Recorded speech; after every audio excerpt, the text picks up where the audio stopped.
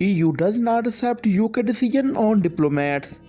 The EU has again criticized the UK decision not to give the EU ambassador to London full diplomatic status.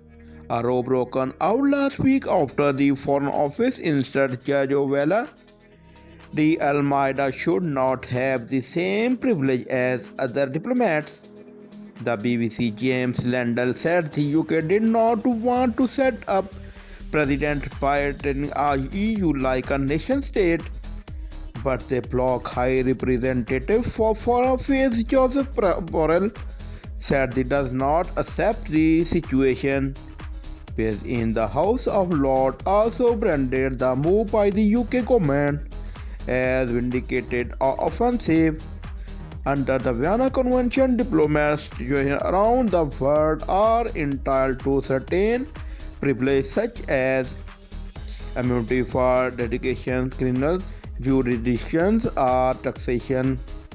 In 142 other countries around the world, the EU has delegations wherein ambassadors are granted the same status as diplomats preparing sovereign nations.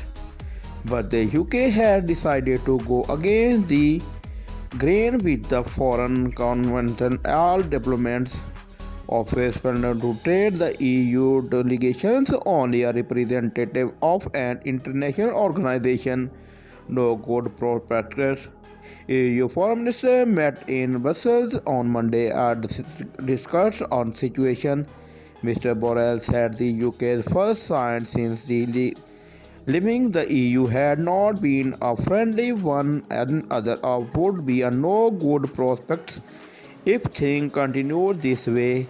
He said the EU was not asking for something new or special treatment, adding, "We will not accept that the UK will be the only country in the world that does not accept the delegations of the EU as the equivalent of a diplomatic mission."